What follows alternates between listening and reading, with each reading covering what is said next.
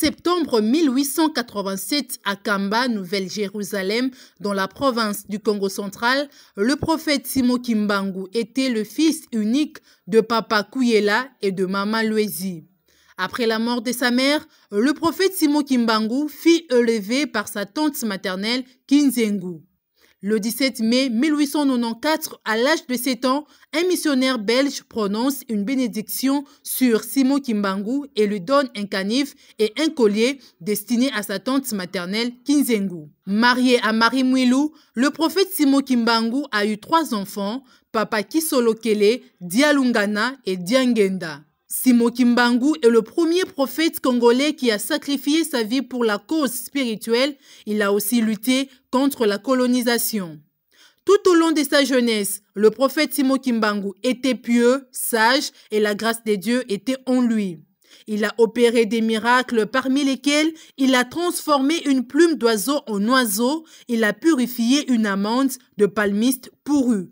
Étant une personne mystérieuse dont le fondement se trouve dans le livre de Jean 15, 28, l'histoire du prophète Simon Kimbangu tire ses origines au royaume Congo, actuel Congo central, posé sur 2 pouvoirs, religieux et politiques. Le 2 juillet 1706, Kimpamvita prophétise sur l'avènement de Simon Kimbangu. Simon Kimbangu ne voulait pas servir Dieu, il sentait indigne d'être serviteur de Dieu. Il a abandonné l'appel de Dieu pour venir à Kinshasa chercher de l'emploi.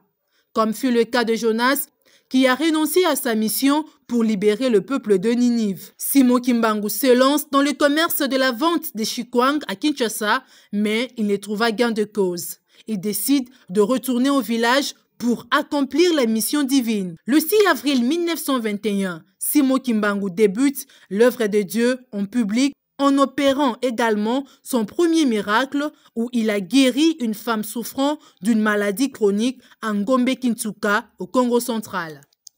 Le 10 septembre de la même année, le prophète Simon Kimbangu annonce des grandes révélations sur l'avenir de l'Afrique, de l'Europe, de l'Asie, de l'Amérique, plus particulièrement de la République démocratique du Congo. Durant son incarcération, son épouse Marie Mwilou en a assuré la relève jusqu'à sa mort. Après le décès de Marie Mwilou, ce sont ses enfants qui ont relevé les flambeaux jusqu'à nos jours. Au total, il y a de cela 6 générations. Baptisé le même jour que sa femme, le jour de leur mariage nuptial, le prophète Simon Kimbangu est décédé le 19 octobre 1951 à Elisabethville, actuelle Lubumbashi.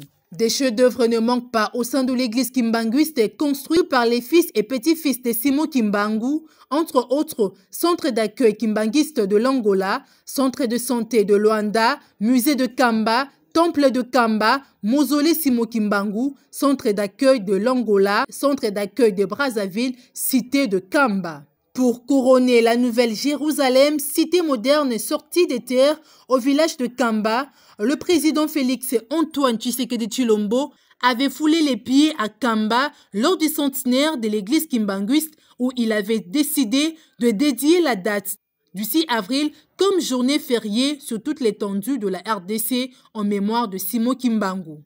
Plusieurs petits-fils de Simon Kimbangu tiennent le règne de la direction spirituelle du kimbanguisme, dont Christophe Kisolokele Tousimbana nous en parle dans Trajectoire.